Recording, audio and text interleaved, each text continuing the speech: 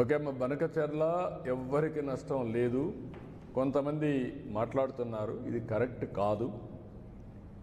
తెలంగాణలో కొన్ని ప్రాజెక్టులు నేను సమైక్య ఆంధ్రప్రదేశ్లోనే దేవాదులు నేనే పునాదులు వేశాను. ఆ రోజు లిఫ్ట్ ఇరిగేషన్ పెట్టా.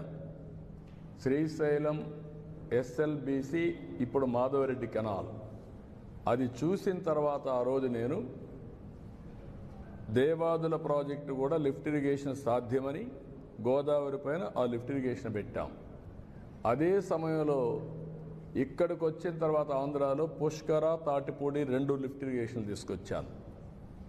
తర్వాత కొన్ని వీళ్ళు దేవాదుల ఇవన్నీ కూడా వచ్చాయి.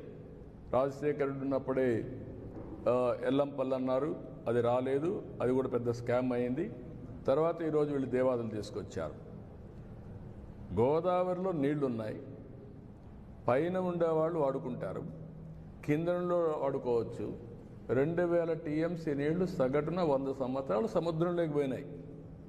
సముద్రంలోకి పోయే నీళ్లు ఒక 200 టీఎంసీ ఇక్కడ కానీ అక్కడ కానీ వాడుకుంటే రాష్ట్రాలు బాగుపడతాయి, తెలుగు కమ్యూనిటీ బాగుపడుతుంది, నీటి సమస్య పరిష్కారం అవుతుంది. ఆ విషయమే నేను పదే పదే చెప్తున్నా. ఎవ్వరికీ నష్టం లేదు. నేను తెలంగాణలో ఉండే ప్రాజెక్ట్స్ గోదావరి పైన ఎప్పుడు అపోజ్ చేయలేదు, అపోజ్ చేయను కూడా. ఓకే అమ్మ, బనకచెర్ల ఎవ్వరికి నష్టం లేదు. కొంతమంది మాట్లాడుతున్నారు, ఇది కరెక్ట్ కాదు. తెలంగాణలో కొన్ని ప్రాజెక్టులు నేను సమైక్య ఆంధ్రప్రదేశ్లోనే దేవాదులు నేనే పునాదులు వేశాను. ఆ రోజు లిఫ్ట్ ఇరిగేషన్ పెట్టా. శ్రీశైలం ఎస్ఎల్బిసి, ఇప్పుడు మాధవరెడ్డి కెనాల్. అది చూసిన తర్వాత ఆ రోజు నేను